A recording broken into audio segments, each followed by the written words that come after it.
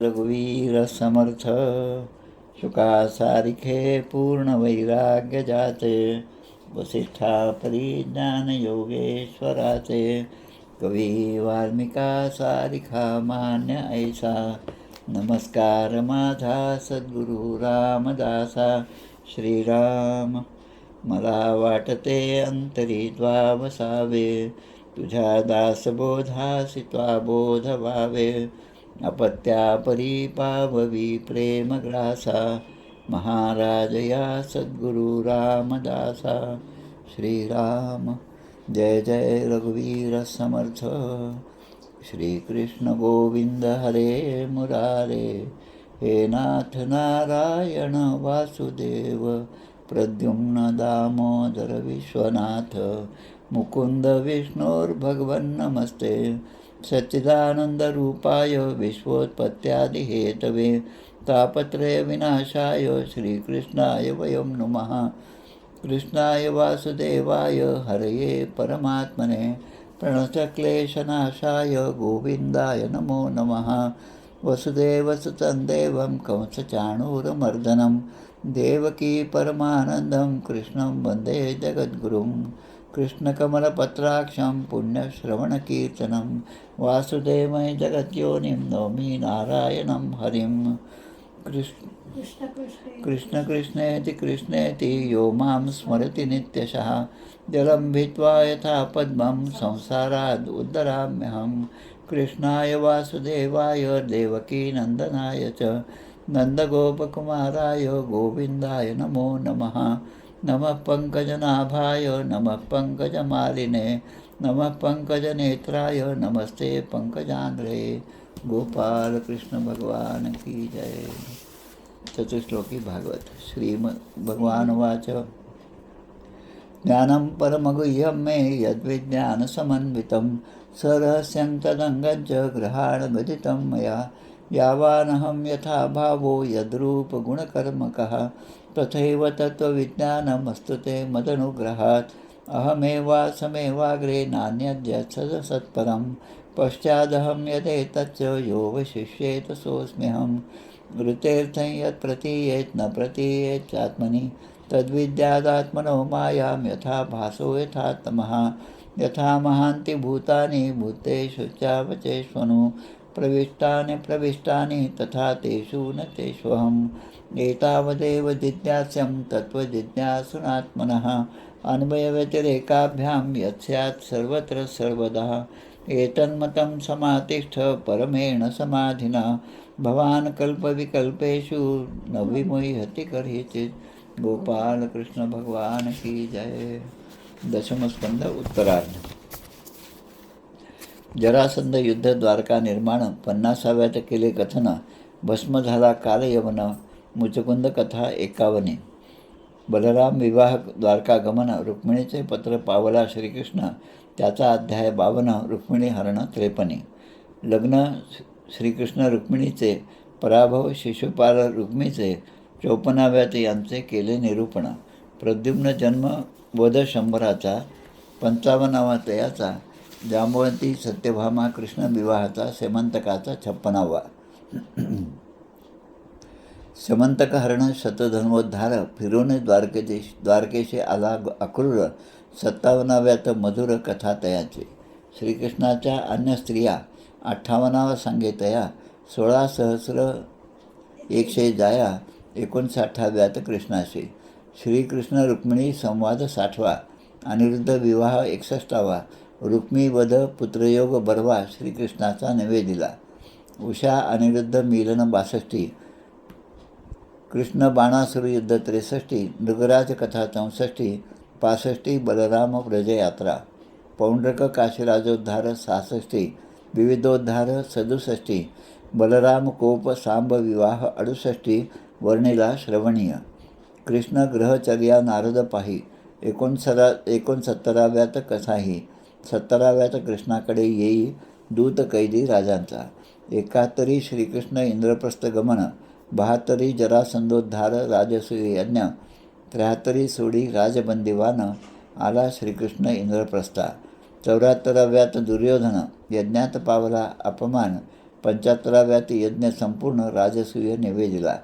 शाल्व यादव युद्ध 76, शाल्वोद्धार 77, दंतवक्त्र विदुरोद्धार 78, बलराम हस्ते सूतवध, बल्वलोद्धार बलराम यात्रा 79 सविस्तरा, सुदाम श्रीकृष्ण भेट मधुरा 80 वर्णिली, सुदाम्याशी ऐश्वर्यप्राप्ती 81 कथाती, श्रीकृष्ण बलराम गोप गोपी भेटी 82 मध्ये, श्रीकृष्ण पट्टराण्यांशी द्रौपदीली भेटली 83, वसुदेव यज्ञोत्सव 84, माता ज्ञानमाता पित्याशी 85, सुभद्रा हरण मिथिलेत कृष्ण, जनक श्रुतदेवाशी जे दर्शन, एकदा अनेक रूप धारण 86 मध्ये, वेदस्तुती 87, शिवसंकटमोचन 88, भृगुद्वारा त्रिदेव परीक्षेशी 89 वर्णिले, मृत विप्र बालकाशी 89 आणि ऋषिकेशी निवेदिले 90 श्रीकृष्ण लीला विहार. गोपाल कृष्ण भगवान की जय. जय जय रघुवीर समर्थ. श्रीराम जय राम जय. आज फाल्गुन अमावस्या शके 1946. आपल्याला माहिती आहे आजचा दिवस म्हणजे बलिदान दिवस आपण मानतो. शंभूराजांच्या बलिदानाचा हा पुण्यतिथीचा दिवस. पूर्ण हा महिनाच बलिदान महिना म्हणून आपण साजरा करतो.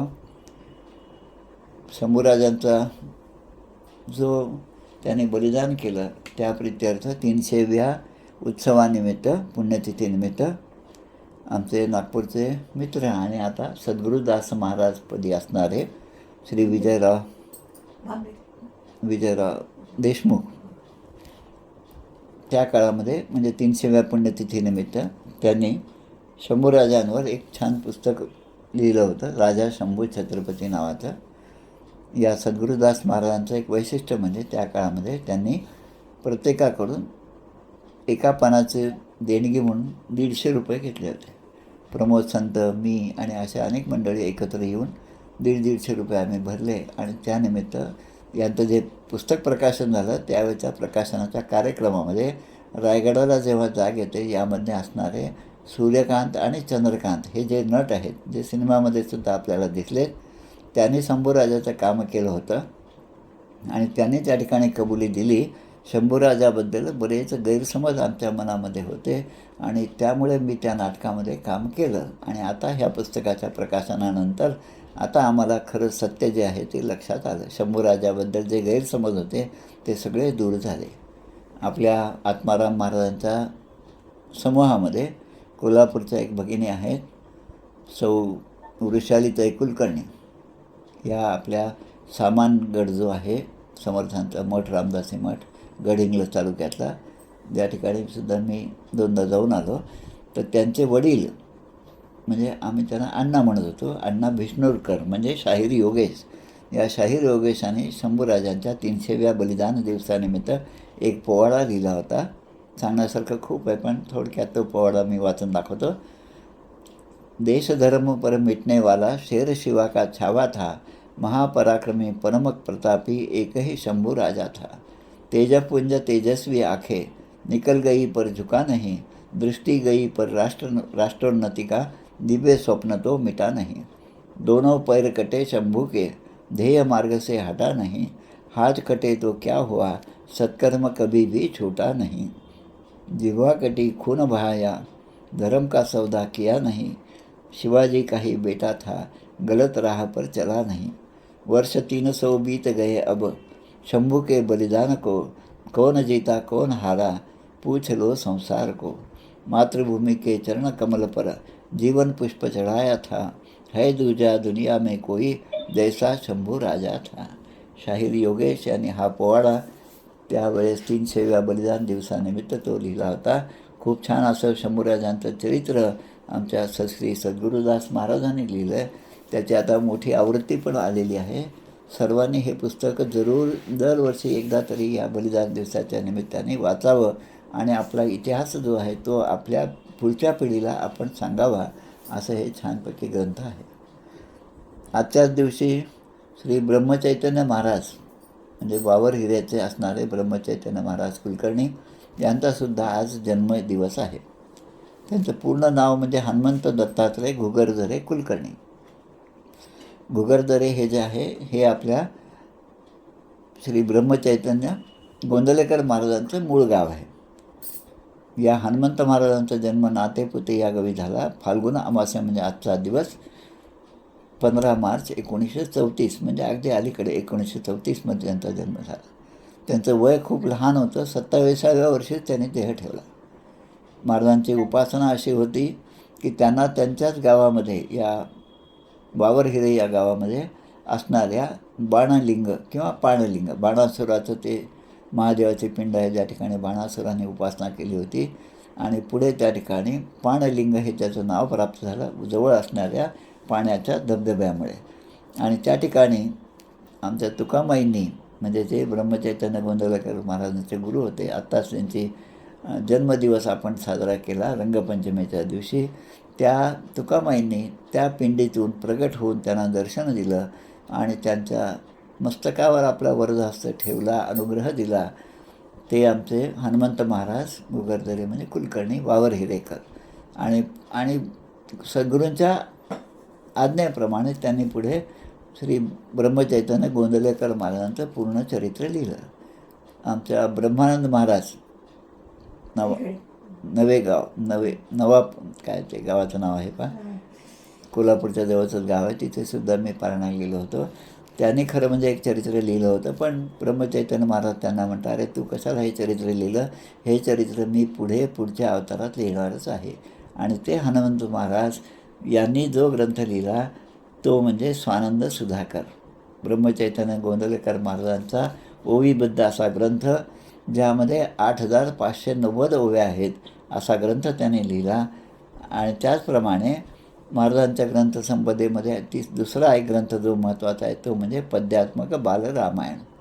संपूर्ण रामायण जे आहे, तुलसी रामायण असेल, वाल्मिकी रामायण असेल, हे वाचायला आपल्याला खूप वेळ लागतो.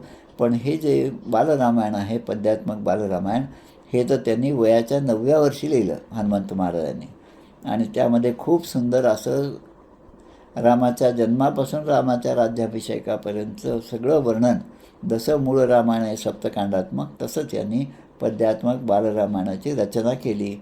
7 कांडे आणि 37 अध्यायामध्ये लिहिलेलं हे ग्रंथ आहे.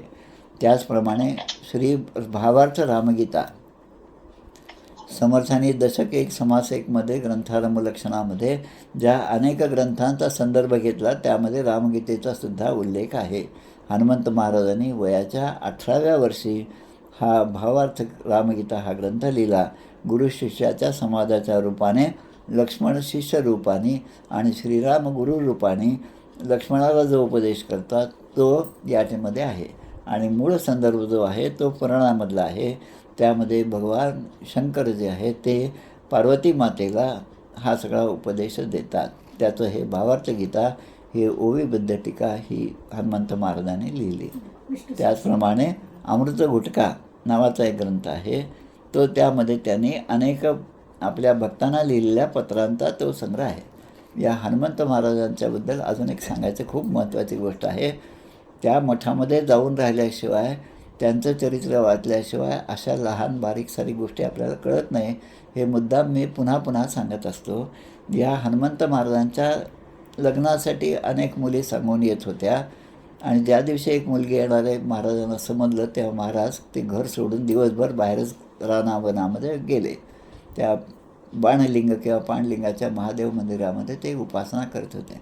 आणि सगळं संपल्यावर संध्याकाळी जेव्हा ते घरी आले तेव्हा त्यांच्या आईवडिलांनी त्यांना असं सांगितलं की आज तुझ्यासाठी आम्ही मुलगी पाहिली. आणि ते मुलीकडचे जेव्हा आले होते तेव्हा आम्ही त्यांना सांगितलं की आम्हाला काही नको, हुंडा वगैरे काही नको, पण रोज 1000 रुपये आम्हाला तुम्ही दिले पाहिजेत. आता त्या काळामध्ये 100 वर्षापूर्वी 1000 रुपये म्हणजे खूप मोठी गोष्ट होती. आणि महाराजांना हे जेव्हा आईवडिलांनी सांगितलं तेव्हा त्यांना पण आश्चर्य वाटतं, असं कसं मागितलं तुम्ही. आणि मग तेव्हा ते आईवडील त्याचं स्पष्टीकरण देतात. 1000 म्हणजे श्री विष्णू सहस्रनामाचं रोज एक पारायण करणारा जी मुलगी असेल किंवा जे घराणं असेल त्यांच्याशी माझ्या मुलाचा विवाह होईल अशी त्यांनी मागणी केली. रोज एकदा विष्णू सहस्रनामाचा पाठ. महाराजांचं निर्याण जे आहे, त्यांचा जन्म आजच्या दिवशी आहे आणि निर्याणसुद्धा श्रावण अमावस्येच्या दिवशी आहे. आणि जसं गोंदवलेकर महाराजांची जशी पुण्यतिथी होती तसंच त्या भागामध्ये असणारे आपले निगडीकर महाराज यांचीसुद्धा पुण्यतिथी महाराजांच्याच पुण्यतिथीच्या वेळेसच एकत्र होते. वावरहिरे या मठामध्ये त्यांचा जन्म आणि निर्याण दोन्ही अमावस्येचं असल्यामुळे प्रत्येक महिन्यातल्या अमावस्येच्या दिवशी त्या ठिकाणी मोठा उत्सव होतो. प्रतिवर्षी श्रावण अमावस्येच्या दिवशी सुद्धा जसं गोंधळ्यामध्ये होत असतं तसंच कोठीपूजन, महाराजांना रुद्राभिषेक, भजन, प्रवचन, कीर्तन, नामस्मरण, अन्नदान असे सगळे कार्यक्रम होतात. मी 2-3दा त्या ठिकाणी गेलो आणि या मठाचा माझा ओळख ही जी आहे ती फार एकदम योगायोगाने सज्जनगडावर झाली. डिसेंबरच्या वर्गामध्ये सज्जनगडावर आणि मे महिन्यामध्ये चाफळच्या तिथे जेव्हा मी जात होतो त्यावेळेस एकदा माझं प्रवचन गडावर सुरू होतं आणि समोरच बसलेल्या एका तरुण मुलाने काहीतरी नोट्स काढत होते आणि त्यांचं अक्षर आणि सगळे व्यवस्थितपणा पाहिल्यावर मी नंतर प्रवचनानंतर त्यांच्याशी संपर्क साधला. तेव्हा ते म्हणतात की माझं नाव शिवदास आहे, माझे वडील हे हनुमंत महाराज वावरहिरेकर. आणि असं म्हणून आमचा त्यांचा परिचय झाला आणि त्यामुळे या मठापर्यंत मी जाऊन पोचलो. खरं म्हणजे गडावरच्या अनेक कार्यक्रमांमध्ये अनेक मठांचा उल्लेख तिथल्या प्रवचनातून झाला पाहिजे, पण तो दुर्दैवाने होत नाही, याचं मला खूप वाईट वाटतं.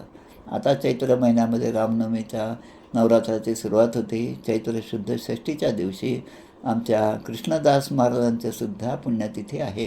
कृष्णदास महाराजांचा मठ हा साताऱ्यामध्येच आहे. कृष्णा नदीच्या त्या संगम जो आहे वेण्णा कृष्णा संगम, त्या संगमाच्या नंतर त्या नदीच्या काठीच यांचासुद्धा मठ आहे, त्यांची समाधी आहे. आणि विशेष म्हणजे त्या कृष्णदास महाराजांच्या समाधीचं पूर्ण व्यवस्थापन जे आहे ते आपल्या अकोल्याच्या मंडळीकडून होत असतं. हे मला जेव्हा समजलं तेव्हा खूप आनंद वाटला. अकोल्यामधले राष्ट्रीय शाळेमध्ये पूर्वी मुनिक क्षीरसागर म्हणून एक होते, आपले सुनील दादा अकोल्यामध्ये यायचे, तेव्हा मुद्दाम त्यांच्याबरोबर मी अनेकदा गेलो या मुनिक क्षीरसागरांची भेट घेण्यासाठी आणि ते या कृष्णदास महाराजांचे शिष्य होते. असं हे सगळं आपला इतिहास जो आहे आपलं हे सगळं आपण शिकलं पाहिजे, त्यातून धडे घेतले पाहिजे आणि त्यातून अनेक प्रकारच्या प्रेरणा आपल्याला मिळतात. या हनुमंत महाराजांनी 27व्या वर्षी एवढी मोठी ग्रंथसंपदा निर्माण केली. ते त्यांचं गाव सोडून कधीही बाहेर गेलेले नाहीत. जसं आमचे श्रेष्ठ गंगाधर स्वामी आंबड सोडून आंबड म्हणजे आपलं जांब समर्थ सोडून कधीच गेले नाही. फक्त त्यांच्या जेव्हा मुलगा जन्माला, रामजीचा जन्म झाला त्यावेळेस फक्त ते 1 महिना आंबड गावामध्ये होते, अन्यथा ते आपलं गाव सोडून कुठेही गेले नाही. तसंच हे आपले हनुमंत महाराज आहेत. अगदी छोट्याशा वयामध्ये त्याने इतकं मोठी ग्रंथसंपदा निर्माण केली.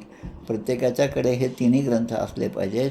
दरवर्षी रामायणाच्या या रामनवमीच्या काळामध्ये त्यांच्या 3पैकी एका ग्रंथाचं वाचन मी करतो. पण आता आजच्या जन्मदिवसाच्या निमित्ताने या 8-10 दिवसामध्ये रामगीतेचं वाचन पूर्ण केलेलं आहे. हे तिन्ही ग्रंथ आपण आपल्या संग्रही ठेवावेत आणि त्यांचं वाचन करावं. जय जय रघुवीर समर्थ. थोडक्यामध्ये ही सगळी माहिती आपल्यासाठी मुद्दाम या ठिकाणी देण्यात आलेली आहे. आता आपल्या नवबाग, हां बरोबर, हो आलं लक्षात, आलं नवबाग. हां ठीक आहे. आता आपण आपल्या भागवताच्या प्रवचनाला सुरुवात करूया. दशमस्कंदामधला 77वा अध्याय आपल्याला पाहायचा आहे. काल आपण पाहिलं 76व्या अध्यायाच्या शेवटी 76व्या अध्यायामध्ये प्रद्युम्न हे आपल्या रथावर बसलेले आहेत आणि प्रद्युम्नावर या शाल्वाचा जो सेनापती बलवान मंत्री होता द्युमान यांनी खूप मोठा हल्ला केला आणि एका लोखंडी गदेने त्याच्यावर प्रहार केला प्रद्युम्नावर आणि प्रद्युम्न घायाळ झाले. म्हणून त्याच्या सारथ्यांनी या प्रद्युम्नाचा जो रथ होता तो त्या रथाच्या रणांगणापासून बाहेर आणला आणि तो त्यांना व्यवस्थित ठिकाणी व्यवस्थित असं त्यानं नेलं. आणि ते सारथी म्हणतात धर्मं विजानता आयुष्मन कृतमेतन मया विभो सुतः कृच्छ्रगतम रक्षेत रथिनम सारथिम यथी. सारथ्याचं जे कर्तृत्व आहे तेच मी केलेलं आहे असं ते म्हणतात. आणि आपल्याला मूर्छा आलेली होती, आपण बेशुद्ध होता आणि म्हणून रथी म्हणून माझं कार्य आहे ते मी केलेलं आहे असं म्हणून कालचा अध्याय आपला संपला. आणि आता त्याच शाल्वाचा उद्धार जो आहे तो भगवान कसं करतात हा अध्याय आपल्याला पाहायचा आहे. प्रद्युम्न जेव्हा परत आले, दुसरा पुन्हा पुढचे दिवस आले, तेव्हा प्रद्युम्नाने या ठिकाणी सांगितलेलं आहे की हात तोंड ठेवून आपलं कवच त्याने धारण केलं, धनुष्य घेतलं आणि प्रद्युम्न आपल्या सारथ्याला म्हणतात. आता प्रद्युम्नाचे सारथी म्हणजे भगवान श्रीकृष्णाचा जो रथ होता, त्याचा सारथी जो होता तो दारुक होता. त्या दारुकाचाच पुत्र असणारा हा प्रद्युम्न कृष्णाचा पुत्र आणि त्यांचे सारथी म्हणजे दारुकाचा पुत्र. त्याला ते म्हणतात की तू त्या द्युम्नाकडे, द्युमान जो आहे त्याच्याकडे मला घेऊन चल. काल मला त्याने गदेने प्रहार केला आणि म्हणून मी बेशुद्ध झालो. आता त्या द्युमानाकडे माझा रथ घेऊन चालला. जसं गीतेमध्ये पहिल्या अध्यायामध्ये सांगितलेलं आहे की माझा रथ, कृष्णाला सांगतात, अर्जुन सांगतात की त्या दोन्ही सैन्यांच्या मधोमध माझा रथ घेऊन जा. तसंच या ठिकाणी सांगितलेलं आहे, नयम मा द्युमतः पार्श्वम विरत्सेत्याह सारथिम. आणि द्युमान हा त्यावेळेस हा शाल्वाचा मोठा मंत्री होता, बलवान होता आणि यादव सेनेची खूप धूळधाण तो करीत होता. प्रद्युम्नाने त्याचा प्रतिकार करून हसत हसत त्याच्या रथावर 8 बाण सोडले. चतुर्भिष चतुरो वाहन सुतम एकेन चाहनंत. 8 बाणापैकी 4 बाण जे आहे ते त्याच्या 4 घोड्यांवर सोडले. एक बाणाने त्या रथावरचा सारथी म्हणजे त्या द्युमानाचा सारथी, त्याचं धनुष्य आणि त्याचे ध्वज आणि त्याचं स्वतःचं मस्तक त्या द्युमानाचं प्रद्युम्नाने उडवलं. आणि त्यांच्याबरोबर प्रद्युम्नाच्या बरोबर जे त्याचे बंधू आले होते, गद, सात्यकी, साम हे सगळं होते, ते सुद्धा आता यादव सेनेचा या शाल्वाच्या सेनेचा संहार करू लागले. आता द्युमान हा जो शाल्व आहे त्याला भगवान शंकराने दिलेलं ते विमान होतं, सौभ नावाचं विमान. त्यामध्ये बसून तो सगळा त्या युद्धामध्ये खेळत होता. आणि त्या विमानाचं वैशिष्ट्य असं की ते कधीही प्रगट होत होतं आणि कधीही अदृश्य होत होतं. ते कधी आकाशात फिरायचं तर कधी जमिनीवर, कधी पाण्यावर सुद्धा तरंगत होतं. यादव आणि शाल्वाचे अशा प्रकारे युद्ध सुरू होतं. त्यांचा प्रहार सुरू करीत राहिले आणि हे घनघोर युद्ध 1, 2 नाही तर 27 दिवस चाललं. युद्धम त्रीणवरात्रम, त्रीणव म्हणजे 3 नवरात्र, 9 त्रिक 27 दिवस ते युद्ध चाललं. इंद्रप्रस्थ गतम कृष्ण. आता प्रद्युम्नावर ही वेळ का आली? कारण त्या ठिकाणी भगवान नाहीत हे पाहिल्यामुळे, बलरामसुद्धा नाहीत हे पाहिल्यामुळे त्यांनी या ठिकाणी, या शाल्वाने या ठिकाणी चढाई केली द्वारकेवर. आणि युधिष्ठिराचं आमंत्रण होतं आणि म्हणून भगवान कृष्ण इंद्रप्रस्थाला गेलेले होते. तिथे आपण मागच्या 2-3 अध्यायामध्ये पाहिलं की राजसी यज्ञाची पूर्तता झाली आणि शिशुपालाचाही मृत्यू झाला. आता तिकडे भगवान श्रीकृष्णांना काही अपशकुन होऊ लागले आणि ज्येष्ठ मंडळी कुंती आणि पांडव यांचा निरोप घेऊन ते आता द्वारकेकडे यायच्या तयारीमध्ये होते. त्याच वेळेस कृष्णाच्या मनात आलं की आपले बंधू म्हणजे त्यांना आपण इंद्रप्रस्थामध्ये आहे आणि आपल्या पक्षातील हे शिशुपाल जे आहे तो त्या आपल्या राज्यावर, द्वारकेवर आक्रमण करणार आहे असं त्यांच्या कृष्णाच्या मनात आले.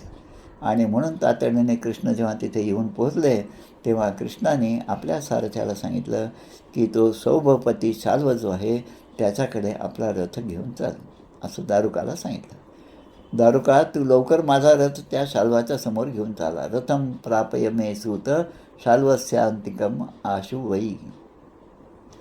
आणि भगवंताने तो रथ त्या ठिकाणी नेला. दारुक हा त्या गरुडध्वज अशा रथावर बसलेले आहेत आणि शाल्वाकडे येऊन त्या दोघांची आता समोरासमोर भेट झाली. आत्तापर्यंत प्रद्युम्नाने शाल्वाची सगळी सेना जवळपास नष्ट केली होती आणि भगवान श्रीकृष्णांना पाहिल्याबरोबर त्याच्या सारथ्यावर प्रचंड आवाज करणारी शक्ती त्या शाल्वाने फेकली.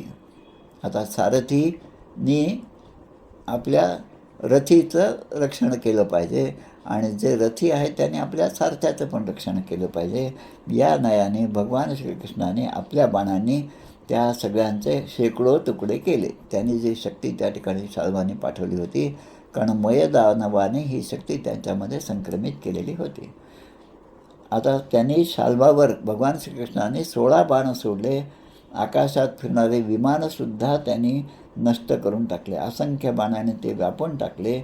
आणि शाल्वाने आता जेव्हा शक्ती सोडली, बाण सोडले, तेव्हा भगवंताच्या हातातलं शारंग धनुष्य जे आहे, आपण जे शारंगधर बालाजी म्हणतो मेहकरचा शारंगधर, कारण त्यांच्या धनुष्याचं नाव शारंगधर.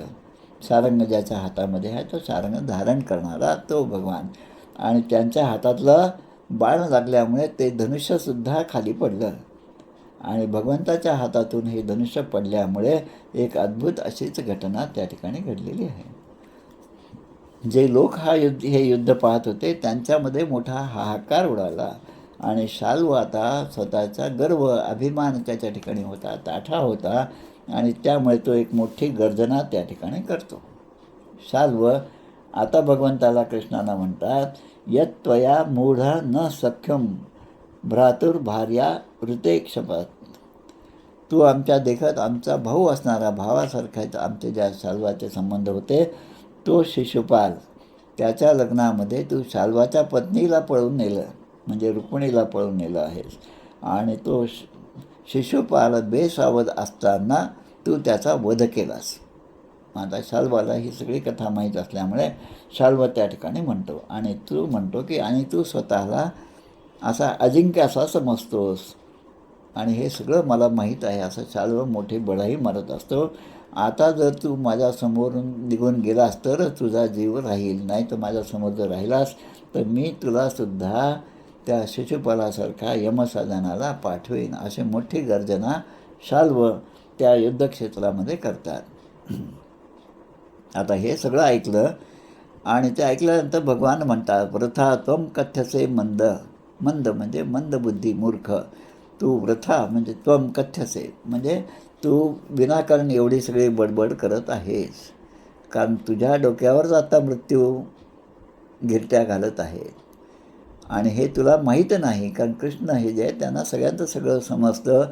प्रत्येकाचा मृत्यू कुठे आहे हे सुद्धा समजतं. एक कथा परवाच भागवतामध्ये ऐकली होती आम्ही, एका भागवतकाराने सांगितली होती कथेमध्ये. त्यामध्ये ते सांगतात, एक कबूतर होतं आणि ते कबूतर एका ठिकाणी असं आपल्या एखाद्या झाडावर किंवा कपारीमध्ये जाऊन बसलं होतं. आणि त्या ठिकाणी यमराजाचं आगमन झालं. आणि यमराजाने त्या कबुतराकडे पाहिलं आणि यमराजाच्या मनात आलं, अरे या कबुतराचा तर मृत्यू आहे. आणि त्यामुळे ते नुसते हसले त्याच्याकडे पाहून. आता कबूतर विचार करू लागलं की यमराज माझ्याकडे पाहून का हसले, असा विचार करत होते. यमराज तर निघून गेले, कबुतराला याचा काही अर्थ लागला नाही. एवढ्यामध्ये त्या ठिकाणी गरुड, मोठी भरारी घेऊन गरुड त्या ठिकाणी आलं. आणि गरुडाला पाहिल्यावर तो कबूतर घाबरला. आता यमराज म्हणतात किंवा ते हसले, याचा अर्थ आपला मृत्यू आला असं त्याला वाटलं. पण गरुड म्हणतात, तू घाबरू नको, मी तुला वाचण्यासाठीच आलेला आहे. आणि त्या गरुडाने त्या कबुतराला पकडलं आणि हजारो किलोमीटर नेऊन, 7 समुद्राच्या पार नेऊन त्यांना एका ठिकाणी सुरक्षित ठेवलं. आता हे जेव्हा गरुडाने केलं तेव्हा कबुतरालाही वाटत होतं की आपल्याला मृत्यूच्या तावडीतून त्याने सोडवलेलं आहे. आता संवाद जो आहे तो यमराजाचा आणि गरुडाचा संवाद आहे. आता यमराज त्याला म्हणतात गरुडाला की गरुड भगवंता, तुमच्याकडून मला खूप मदत मिळाली, मी तुमचा खूप आभारी आहे. हात जोडून त्यांनी त्यांचे आभार मानले. कारण मी विचार करत होतो याचा मृत्यू तर या ठिकाणी लिहिला आहे, पण तो दुसरीकडे त्या कपारीमध्ये बसलेला होता.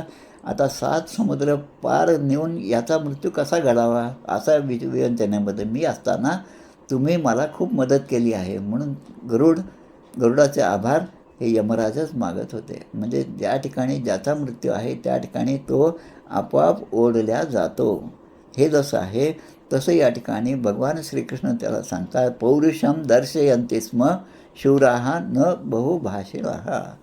भगवंत त्या शाल्वाला सांगतात की तुझा मृत्यू तुझ्या डोक्यावर आहे, आता थैमान घालत आहे आणि लवकरच तुझा मृत्यू होणार आहे. पण आता तू अशी व्यर्थ बडबड करू नको.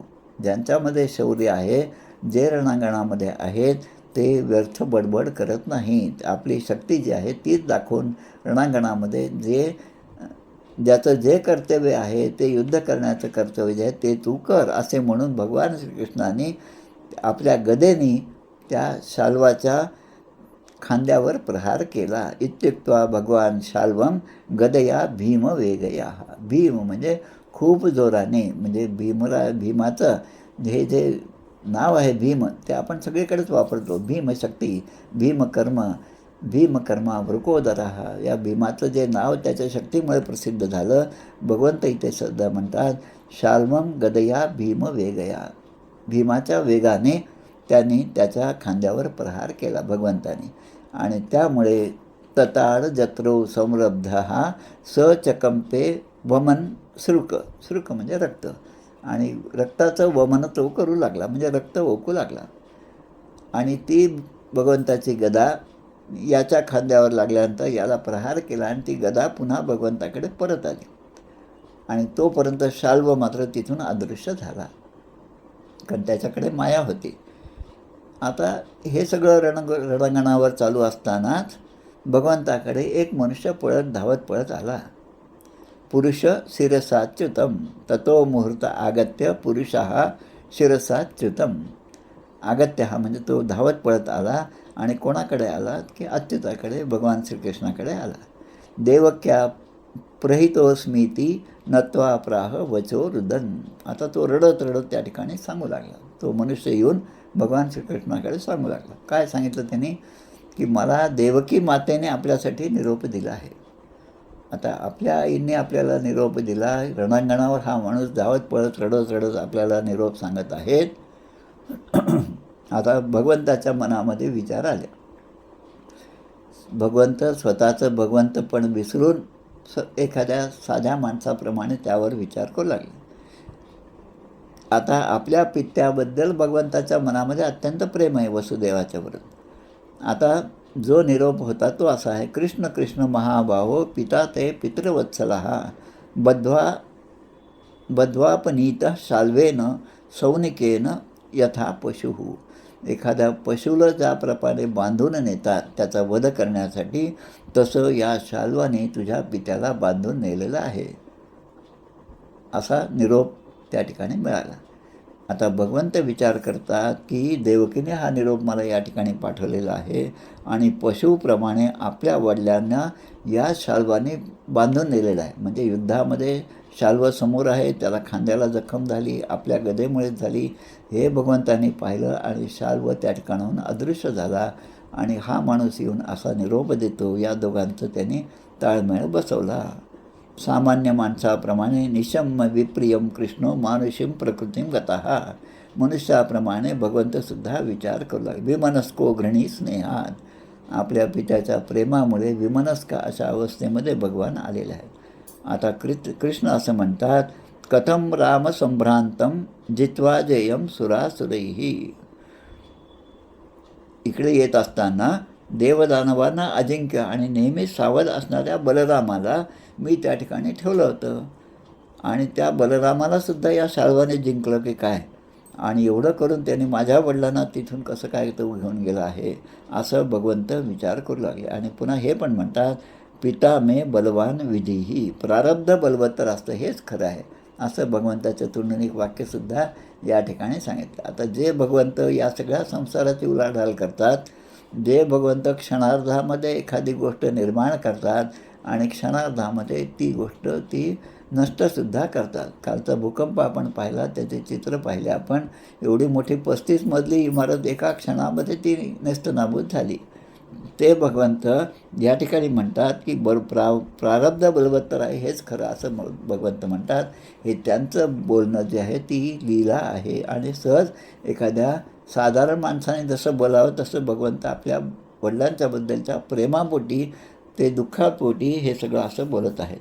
इति ब्रवाणे गोविंद सौबराट प्रत्युपस्थित. आता असं ते विचार करत आहेत, तेवढ्यामध्ये शाल्व समोर हजर झाला. श्रीकृष्णाच्या देखत शाल्व त्या ठिकाणी हजर झाला, आणि वसुदेवम मिविनीय कृष्णम चेदम उवाच. शाल्व समोर आला आहे, आणि शाल्व एका माणसाला पकडून आणलं आहे. भगवंत पाहतात की ज्याला पकडून आणलं आहे तेच आपले पिता आहेत, वसुदेवच आहेत, वसुदेवासारखेच दिसत आहेत. आणि तो आता कृष्णांना म्हणत आहे शाल्व त्या ठिकाणी, एष ते जनिता तातो. एष म्हणजे हाच तुझा बाप आहे, हाच वसुदेव आहे. यदर्थम इह जीवसी. तुला याचा जीव वाचवा असं वाटत असेल तर, नाहीतर मग वदिष्ये वीक्षतस्ते उशिश्चेत पाही बालिश. तुझ्या देखतच मी याला ठार मारतो. शाल्व म्हणत आहे की तुझ्या देखत मी तुझ्या पित्याला ठार मारतो. तुझ्या अंगात जर ताकद असेल तर याला तू वाचव, वसुदेवानं तू वाचव, असं आता आव्हान केलं. कोणाला? भगवान श्रीकृष्णाला. एवं निर्भत्स मायावी खडगेन आनक दुंदवे. शाल्वाने अशा प्रकारे श्रीकृष्णाचा अपमानच केला एक प्रकारे. आणि तुझ्या वडिलांना मी आता मारून टाकतो असं म्हणत, तुला जर शक्ती असेल तर त्यांना वाचव असं म्हणत या वसुदेवाचे मस्तक त्या शाल्वाने धाडकन उडवलं. आता भगवंताच्या समोर भगवंताच्या पित्याचं मस्तक उडवलेलं आहे. आणि एवढं करून तो त्या ठिकाणी थांबला नाही, तर त्या आपलं जो विमान आहे, सौभ नावाचं विमान, त्या विमानामध्ये बसला आणि निघून गेला. असं हे दृश्य आता भगवंताच्या डोळ्यासमोर आले. भगवंत पाहत आहेत. ततो मुहूर्तम प्लुतः स्वबोध आस्ते स्वजनाशु संगतः. पित्यावरील प्रेमामुळे साधारण माणसाप्रमाणे भगवंतांना सुद्धा अतिशय दुःख झालं. आणि त्या दुसऱ्या क्षणी जसं आपण झोपेमध्ये असताना, स्वप्नामध्ये असताना आपणच पाहतो की आपल्यावर कोणीतरी हल्ला केला आणि आपण आता सगळं रक्तबंबाळ झालेलो आहोत, आता या ठिकाणी आपल्या मदतीला पण कोणी नाही, असं पाहत असताना ते स्वप्नभंग होतं. आपण जागे होतो आणि जागे झाल्यावर त्या भीतीपोटी आलेला घामसुद्धा आपण पुसायला लागतो आणि मग भगवंताचे आभार मानतो. भगवंता, बरं झालं हे स्वप्न होतं, प्रत्यक्षात काहीच घडलेलं नाही. हे जसं आहे, स्वप्नामध्ये दिसणारं सगळं दृश्य जरी मीच असलो तरी ती माया आहे हे जागेपणे जेव्हा समजतं, तसं या ठिकाणी भगवंताला सुद्धा आत्तापर्यंत जे स्वप्नवत समोर दिसत होतं ते सुद्धा आपलीच माया आहे हे भगवंताच्या लक्षात आलं. आणि ही शाल्वाने पसरलेली माया आहे. आता भगवंत स्वतः हे मायापती आहेत, मायाधिपती आहेत. त्यांनी माया निर्माण केली. आणि म्हणून भगवंताचं नाम घेताना नुसतं नाम न म्हणता श्रीराम म्हणायचं, श्रीकृष्ण म्हणायचं, श्री हनुमंत म्हणायचं. श्री शब्द त्यांच्याबरोबर लावायचा. कारण तो नाही लावला तर भगवंत निर्गुण रूपामधले राम कुठलंही काम, कर्तव्य काहीही करू शकत नाहीत. पण श्री म्हणजे मायेचा आश्रय घेऊनच ते सगळं करत असतात. आणि म्हणून ही माया त्या मयदानवाने त्याला शिकवली. आणि भगवंत आता सावधान झाले. त्यांच्या लक्षात आलं, न तत्रम दूतम न पितुः कलेवरम. आता समोर त्या रणांगणावर पाहतात तर आपल्या वडिलांचं ते शिर वेगळं केलेलं धडसुद्धा त्या ठिकाणी नाही. आणि तो पळत येणारा तो दूत पण नाही. आणि प्रबुद्ध आजो समपश्यत अच्युतः स्वाप्नम यथा चांबरचारिणम रिपुः. शाल्व विमानात बसून निघून गेलेला आहे. तेव्हा त्याचा वध करण्यासाठी आता भगवंत उद्युक्त झाले की यांनी याला मयाकडून मिळालेल्या मायेचा मदत घेऊन याला आता पळून लावलेलं आहे. एव वदन्ति राजर्षे ऋषयः केच तान्विताः. मागचा पुढचा विचार न करणारे काही ऋषी जे आहेत ते अशा प्रकारची घटना घडल्याचे सांगतात. पण कृष्णांच्या बाबतीत असं घडणं हे शक्य नाही हे सुद्धा काहीजण म्हणतात. कारण हे स्वतः जर मायापती असेल तर त्या मायेचा प्रभाव यांच्यावर कसा पडू शकतो. आता ही सुद्धा लीला आहे. मग एक त्या ठिकाणी चांगला श्लोक दिलेला आहे. क्व शोक मोहो स्नेहो वा भयम वा ये यज्ञ संभव. की अज्ञानी लोकांच्या ठिकाणी असणारा शोक, मोह, स्नेह, भय हे कुठे. आणि जे भगवंत आहेत, परिपूर्ण आहेत, 6 गुणांनी पूर्ण आहेत, त्या भगवंताच्या ठिकाणी ज्ञान आहे, विज्ञान आहे, ऐश्वर आहे, यश आहे, औदार्य आहे आणि ते सगळं अखंडित आहे. मग या दोन्हीचा मेळ कसा बसवायचा. आता ज्या भगवंताच्या चरणकमलाची सेवा करून शरीर धारण करणाऱ्या ऋषी मुनी यांनासुद्धा त्यांच्या ठिकाणची देहबुद्धी जाऊन आत्मबुद्धी जागृत होते. त्यांचं अज्ञान ते भगवंत नाहीसे करतात. आणि त्याच श्रीकृष्णाच्या ठिकाणी असा मोह, पित्याबद्दलचं प्रेम, अनाठाई असं त्या युद्धभूमीवर कसं काय निर्माण झालं असा प्रश्न आला. आणि मग अमोघ शक्ती असलेल्या त्या भगवंताने आपल्या बाणाने या शाल्वाला विमानात बसलेलं असतानासुद्धा घायाळ केलं. त्याचे कवच, धनुष्य आणि डोक्यावरचा मणीसुद्धा त्याने छिन्नभिन्न करून टाकले.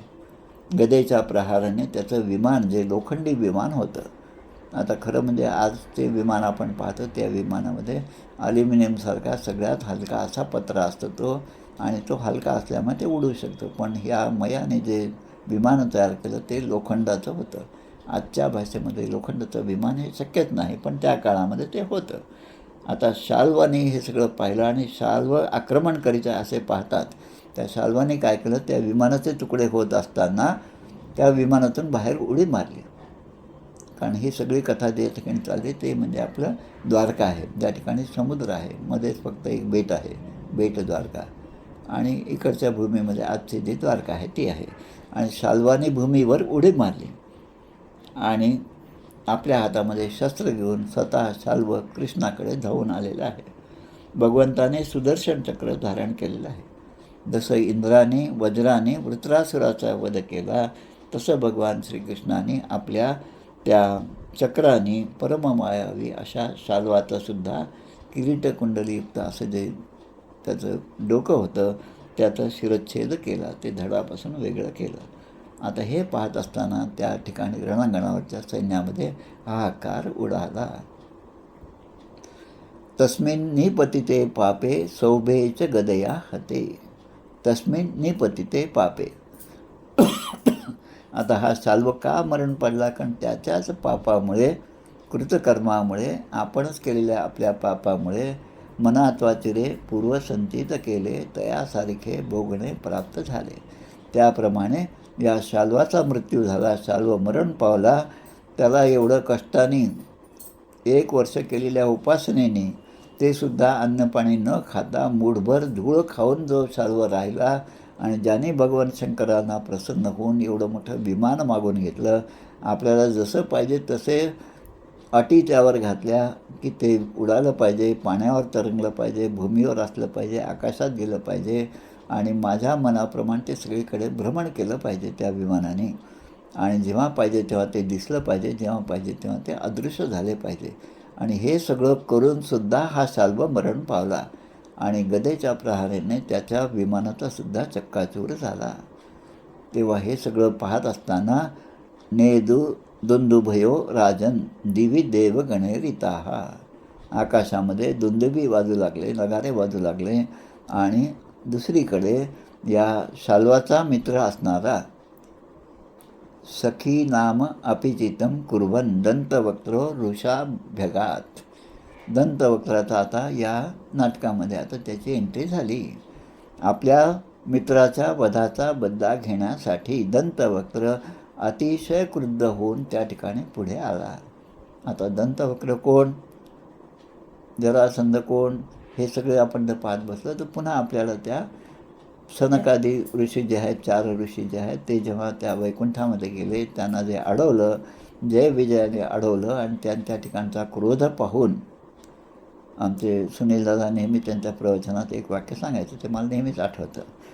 इंग्रजीमध्ये ते म्हणायचे, निअरर दी क्राइस्ट फार्दर दी चर्च. म्हणजे येशू ख्रिस्ताच्या जितक्या जवळ माणूस असतो तो तेवढ्या चर्चच्या किंवा त्या पवित्र स्थळाच्या कित्येक दूर असतो. आपणही पाहतो, आपले अनुभव पण असे असतील की आपण ज्या भावनेने त्या भगवंताकडे पाहतो, पण त्या भगवंताचे जे पुजारी असतात ते मात्र आपल्याला त्या प्रेमळ भावनेने आपल्याशी व्यवहार करत नाहीत. अनेक मठामध्ये, अनेक मंदिरामध्ये असे अनुभव आपल्याला सुद्धा येतात. तसं यांना शाप मिळाला, जय विजयाना तुम्ही 3 जन्म असुर योनीमध्ये जाल. त्यामुळे तेच पुढे हिरण्यकश्यपू हिरण्याक्ष झाले, तेच पुढे रावण आणि कुंभकर्ण झाले, आणि तेच पुढे दंतवक्त्र आणि शिशुपाल झाले. आता शिशुपालाचा वध तर त्याला तर मारलेला आहे भगवंतानी. आता पुढचा नंबर एक एक भगवंत टिकमार करत आहेत. आपण कसं करायचं, सगळं सामान आलं का ते सामानाच्या यादीवर एक एक खुणा करत जातो, तसं आता पुढची खूण जी आहे ती दंतवक्राची आहे. दंतवक्त्र जे अत्यंत क्रुद्ध होऊन आता भगवंताच्या समोर आलेला आहे. असं म्हणत या ठिकाणी हा अध्याय पूर्ण होतो. इथे श्रीमद्भागवते महापुराणे पारमहंस्यां संहितायां दशमस्कंधे उत्तरार्धे सौभवधो नाम सप्तसप्तती तमोध्याय. श्रीकृष्णार्पणमस्तु. आता पुढच्या अध्यायामध्ये आपल्याला दंतवक्र आणि विदुरथोद्धार, हा दंतवक्राचा भाऊ होता विदुरथ, त्यांचा उद्धार आणि तीर्थयात्रेमध्ये बलरामांच्या हातून सुताचा वध, हा भाग आपल्याला पुढच्या अध्यायामध्ये पुढच्या आठवड्यात पाहायचा आहे. गोपाल कृष्ण भगवान की जय. आरती म्हणूया आपण.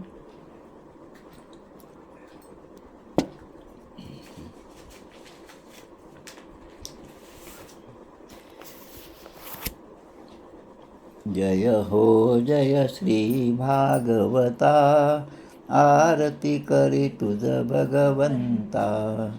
जय हो जय श्री भागवता, आरती करी तुझ भगवंता. श्री शुक मुनीने परम भक्तीने, नाना परीने गायले जा हरिचरिता. आरती करी तुझ भगवंता. वेद तरुचे मधुर फळ, साधुरसे जे सोज्वळ. आत्मा राम मुनी अचळ, सेवुनी करीती जन सफळ. महापर्वणी आली अवनी, की अगहरणी भवजलतरणी. ती पतिता आरती करी तुझ भगवंता. येथे व्यासांची वाणी, सार्थक हरिगुण गावोनी. शास्त्र पुराणी मुकुटमणी, परम प्रेमामृत जननी. सहज सेविता भाविक भक्ता, उदारदाता मोक्षतत्वता देहाता. आरती करी तुझ भगवंता. गमते जणू मानस तीर्थ, द्वादश सोपाने युक्त.